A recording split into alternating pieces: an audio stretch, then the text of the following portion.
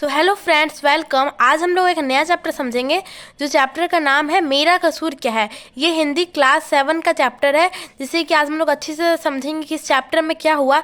जिसमें एक बाघ के बारे में बता रहा है कि बाघ ने पूछा अदालत में कि अदालत में से लेकर गया एक आदमी का अदालत था, जिसमें बाघ को लेके गया और उसने पूछा कि उससे कुछ गलती हुई थी, उसके लिए उसे पूछा गया और बाघ ने उससे प्रश्न किया कि मेरा कसूर क्या है। तो आज हम लोग उसे समझेंगे, ठीक है। तो इसमें क्या लिखा है, ऑर्डर ऑर्डर मनुष्यों की इस अदालत में आज आपके सामने एक बंदी बाघ खड़ा है, ठीक है। इसे रहने के लिए दुधवा राष्ट्रीय उद्यान दिया गया है, जो भारत नेपाल की सीमा से सटे लखीमपुर खीरी जनपद उत्तर प्रदेश में स्थित है। 2 मार्च 1978 का दिन, ओके। एक बैलगाड़ी चालक कटवा धतियों पुल से गुजर रहा था। अपने साथी बैलों के लिए वह जंगल की हरी घास लेने रुक गया।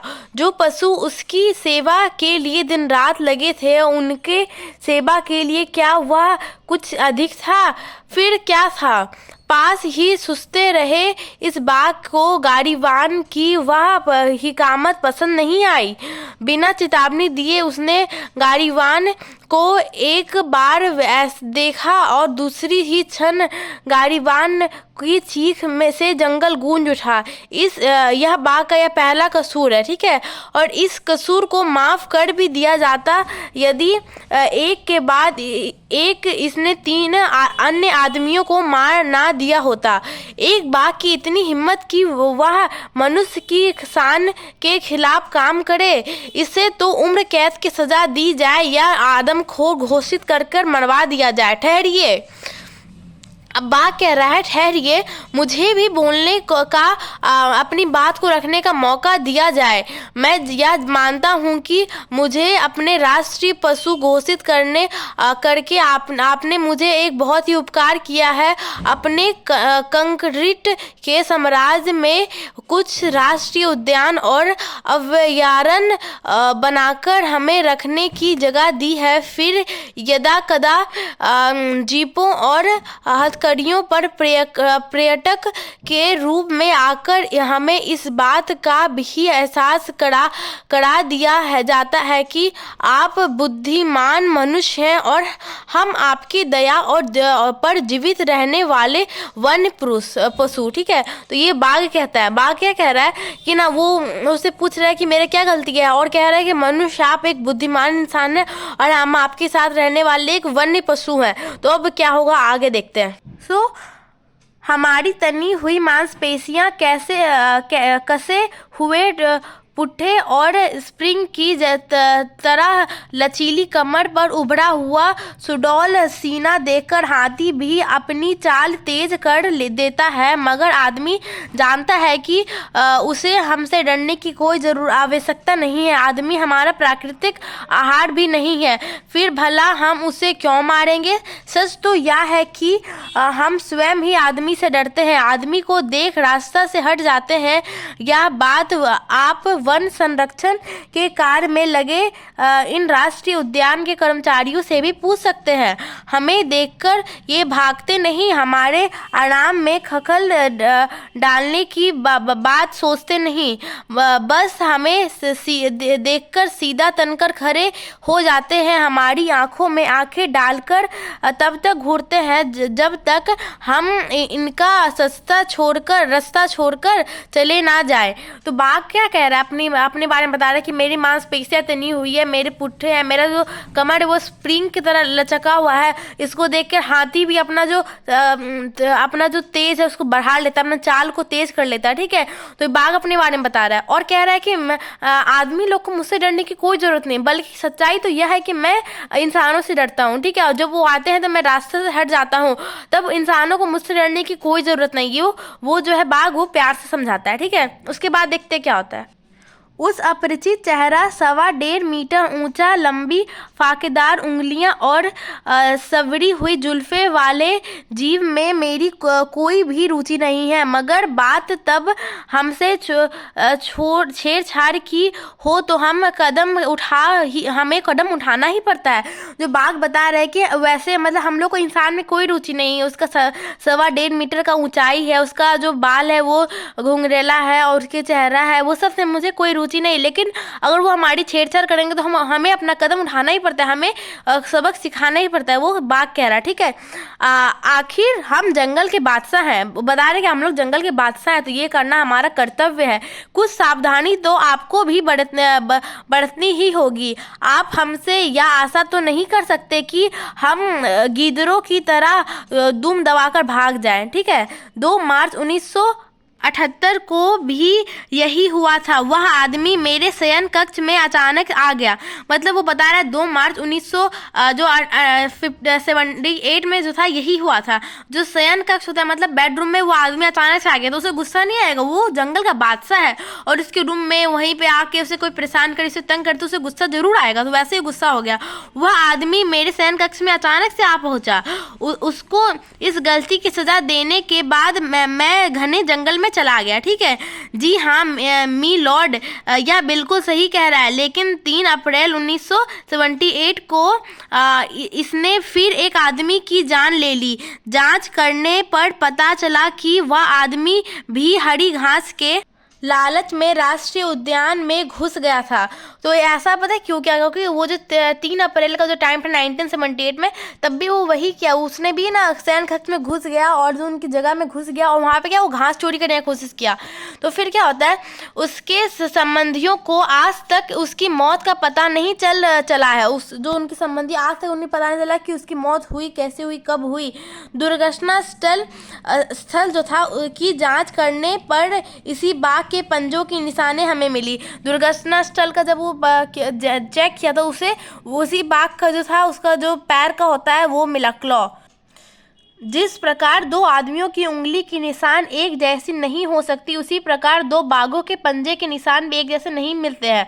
जैसे हमारी उंगलियों के अलग अलग सबका फिंगरप्रिंट्स होता है, उसी प्रकार जो बाघ के जो पंजे होते हैं यानी उनका क्लॉज होता है उनका भी अलग अलग होता है। मतलब वो सबसे मेल नहीं खाता, उनका डिफरेंट होता है सबका, ठीक है। तो ये बता रहा है इसके पंजे की जाँच करने पर हमें इसकी कद काठी और उम्र का अनुमान लगा लिया। उनको एस्टिमेट कर पाया, उनका उम्र क्या है, उनका एज क्या है, उनका कद काठी जो होता है ये सब पता करें। वैसे भी हम जानते हैं कि जंगल में एक ही राजा होता है, 2 नहीं। हम लोग को ऐसे पता है कि एक जंगल में एक ही राजा, प्रजा और सब मंत्री बहुत भी होते हैं, लेकिन राजा हमेशा केवल एक होते हैं, ठीक है। तो ये बताया है, ठीक है। कोई भी बाघ अपने क्षेत्र में किसी दूसरे बाघ को सहन नहीं कर सकता। यदि कोई दूसरा बाघ इसके क्षेत्र में प्रवेश करता है तो दोनों के बीच में मल्ल युद्ध होना निश्चित है। जंगल का यही कानून है, ये जंगल का कानून है कि अगर 2 बाघ एक साथ आ गया तो उन दोनों के बीच में युद्ध होगा और जो बचेगा वही वहाँ का राजा रहेगा, ठीक है। तो आप आगे क्या लिखा है, महानुभव, ठीक है। आप बिल्कुल सही कह रहे हैं। वह मैं ही था, मैंने ही उस घुसपैठी को मार दिया। 3 अप्रैल के दिन मैं खा पीकर वहीं घास में सुस्ता रहा था कि वह चोरी छिपे घास काटने वहां आ पहुंचा। जंगल के राजा की आंखों के सामने चोरी, भला मैं चुप कैसे देखता? वन रक्षकों का तो पता नहीं, लेकिन अपने क्षेत्र की रक्षा हम किसी तनख्वाह के लालच में थोड़ी ही ना करते। तो बाघ बता रहे हैं कि ना एक आदमी और 3 अप्रैल को वहाँ घुस गया था। वो लोग को लालच क्या था? वो लोग को लालच था घास को काटने का और उसको बेचने का। वो सब घास बहुत ही अच्छा क्वालिटी का था जिससे बेच के पैसे मिलता था, तो उसी के लालच में वो लोग ऐसा कर रहा था। इस जंगल का जो राजा था बाघ, उससे सहन नहीं हुआ कि मेरी जगह में चोरी करना ये किसका दुस्साहस है, तो उसने उसे भी मार दिया और उसे किसी की कोई भी तनख्वाह की कोई लालच नहीं थी, ठीक है। मैं मानता हूँ कि मैंने इन दिनों को ही नहीं, 6 अप्रैल को एक अन्य आदमी को भी मौत के घाट उतार दिया था।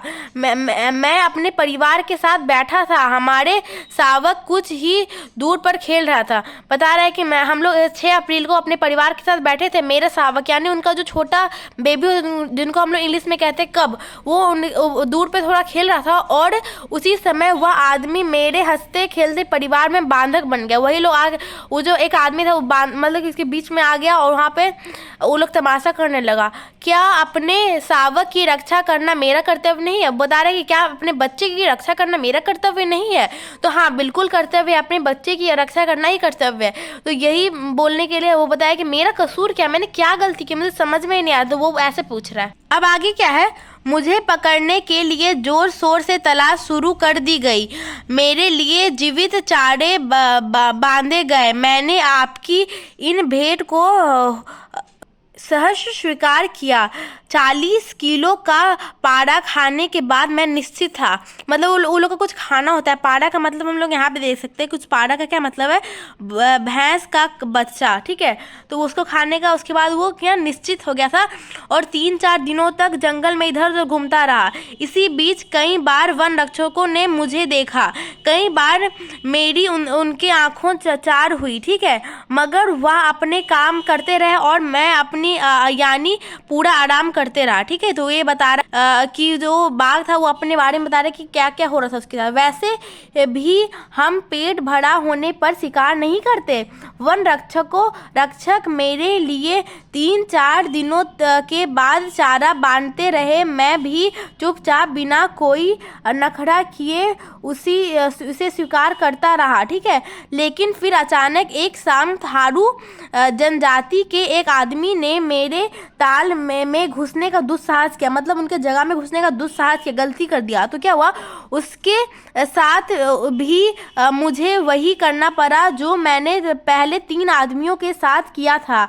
मैं समझ नहीं पा रहा था कि जब पहले आदमियों को मारकर मैंने चेतावनी दे दी थी तो वो ऐसा दुस्साहस क्यों किया। आदमी बार बार मेरे वन क्षेत्र में क्यों घुस जाते हैं। वो जो बाघ था वो बता रहे कि मैंने अगर 3-4 आदमी को पहले ही मार दिया, मैंने चेतावनी दे दी कि मेरे शयन क्षेत्र या मेरे क्षेत्र में मेरे बच्चों के पास घास को काटने ये सब नहीं आना, तब भी वो लोग दुस्साहस कर रहा था बार बार आने का। कोई भी थारू का आदमी आ गया, कोई जनजाति का कोई भी ट्राइबल ग्रुप आ गया तो उससे उसको गुस्सा आ जाता था और उसको दुस्साहस करने पर उसे वो मौत के घाट उतार देता था। उसी प्रकार उसने बहुत सारे लोगों को मार दिया था। आपने हमें अपने क्षेत्र में आने से प्रतिबंधित कर दिया है। मैं तो आपके क्षेत्र में नहीं घुस रहा, फिर बार बार क्यों मुझे उस्काया जा रहा है। उस आदिवासी के मारे जाने के बाद अन्य लोगों ने मेरी चेतावनी को गंभीरता से लिया। अब वो आदिवासी मर गया तो बहुत सारे लोगों ने उन्हें गंभीरता मतलब उनके डीपली समझा कि हाँ ऐसा अब उनके क्षेत्र में जाना नुकसानदायक हो सकता है, उनकी हत्या भी हो सकती है, ठीक है।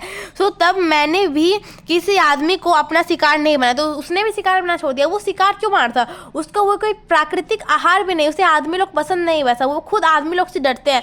बस वे अगर वो कोई दुस्साहस करेंगे तो उन्हें मारना उनका कर्तव्य है, क्योंकि वो एक जंगल के राजा है और जंगल के राजा का फर्ज होता है कि वो जंगल की रक्षा करे, अपने बच्चों की रक्षा करे, अपने प्रजा की रक्षा करे। तो ये इनका कर्तव्य है, ठीक है। तो अब आपको मेरी गुजारिश है कि आप मुझे मेरा कसूर बताएं।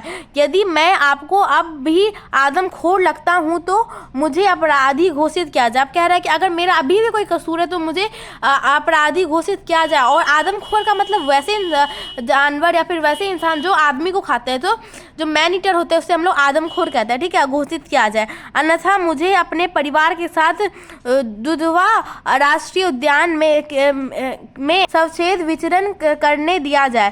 फैसला अब आपके हाथ में। अब वो शेर कह रहा है कि अगर आप मुझे अभी भी चाहते हैं कि मुझे फांसी दिया जाए, आदमखोर घोषित किया जाए, तो आप कर सकते हैं, अन्यथा मुझे अपने परिवार के साथ रहने दीजिए, मुझे आराम से अब जीने दीजिए। तो इसमें किसका गलती, हमें इसमें यही समझ में आया कि हम लोग का कंक्लूजन क्या निकला कि गलती इसमें इंसानों की थी। इंसानों को बार बार मना किया था कि नहीं जाना है। वो जो बाघ होते हैं हमारे क्षेत्र में नहीं घुसते, तो हम लोग को उनके क्षेत्र में घुसने का क्या अधिकार है। तो गलती इसमें किसकी है, इंसानों की गलती है। तो हम लोग नेक्स्ट वीडियो में इसका क्वेश्चन आंसर समझेंगे। अगर आपको वीडियो अच्छा लगा तो वीडियो को लाइक करें, चैनल को सब्सक्राइब करिए। Thank you.